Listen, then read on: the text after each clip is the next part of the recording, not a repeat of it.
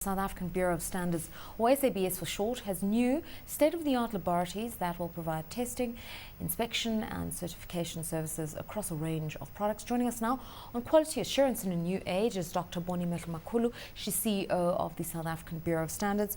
Boni, thanks so much for your time. My first question to you is, South Africa's been producing a range of goods for the export market, even the domestic market, for the longest time. We're always told that things are SABS approved, so I assume we've always been checking. So what makes this different? Good afternoon, Lerato. You know that standards are revised yearly, and countries are using standards strategically today to block out products from their markets. And as a country, we have to prepare for those stringent regulatory regimes that we find in different parts of the world. It's important that we update our infrastructure as a country to meet those tightening regulations in different geographies in the world. What is international best practice? Because as you're saying, the goalposts are constantly shifting. You know, many African governments would argue that what they used to be able to get into Europe, they can't get into Europe today, purely on the basis of quality. Yeah. You'll find that, let's make an example that is generally accepted, that the EU will set certain regulations for fresh produce.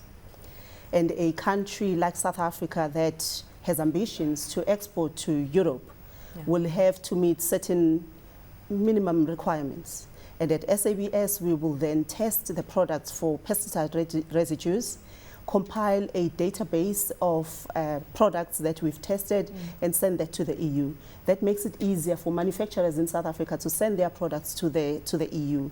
If the country does not have an infrastructure like the labs that SABS launched recently, then the country cannot provide that kind of data to the EU to give the regulatories on the other side comfort about the safety of the products. Obviously, the President and his team are pushing for new manufacturing concerns, to grow jobs, to grow the economy. So that means a lot more SMEs are coming to the fore, a lot more innovative ideas are coming in the form of products to market. Yeah. How quickly do you have to move? Everything starts with a standard. And what we've missed in our economy is that when we spoke about SMEs and entrepreneurs, we've spoken about financing, we've spoken about people getting opportunities, and we've missed the issue of a standard.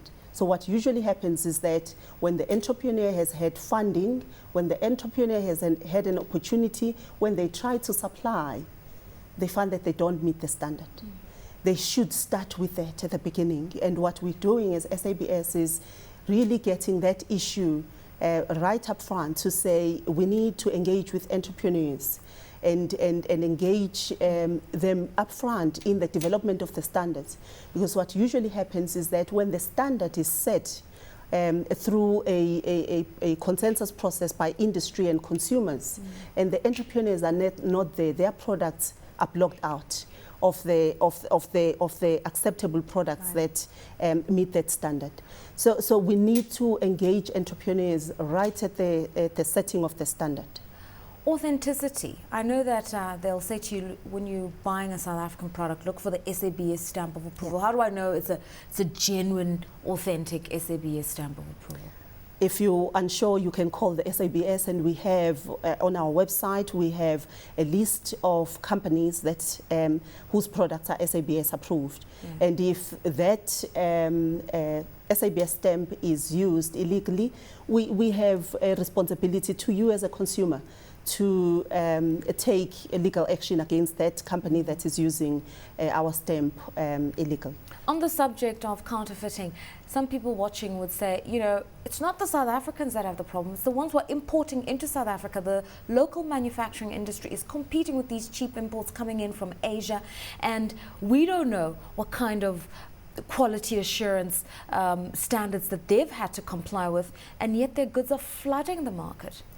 And the problem is multifold, as you would imagine. And for me, it starts with a consumer that is discerning, a consumer that is going to demand a certain level of quality. Because if we are going to knowingly buy goods that we know are not authentic, then some manufacturing outfit will have to close down, and somebody you know further down the line will lose the job. So we need to educate, primarily educate our consumers about being more discerning when they make buying choices. But in that value chain of goods coming into South Africa, there are a number of role players. And the first role player are our customs that are supposed to then check the goods that are coming in. Yes. There's a second layer with the regulators, the national regulator of compulsory specification. They're supposed to go out and sample and block out the goods that are coming into the country. But where we come in as the SABS, we suppose as a country to test every product that comes into this economy that we are worried about. The electrical products, for example, that's an issue of safety.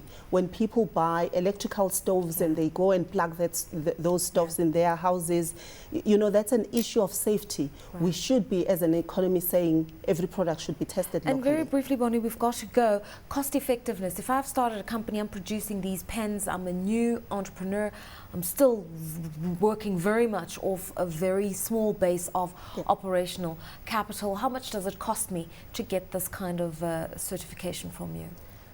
Firstly, you start by getting a standard, and the standard will cost you about 13,000 rands. And when you are an SME, we have schemes where we assist SMEs with discounted access to the standards, and to get the pens tested and having an SABS mark. If you are a large organization, it will cost you anything between 40 and 80,000 rands. But we're working on a scheme to make that cheaper for entrepreneurs and SMEs, taking that cost down to 10,000 rands. All right, thanks so much for being here with us. I found that quite insightful. Dr Boni Mehlomakhulu talking to us about new labs and new certification procedures being introduced. She's the CEO of the South African Bureau of Standards.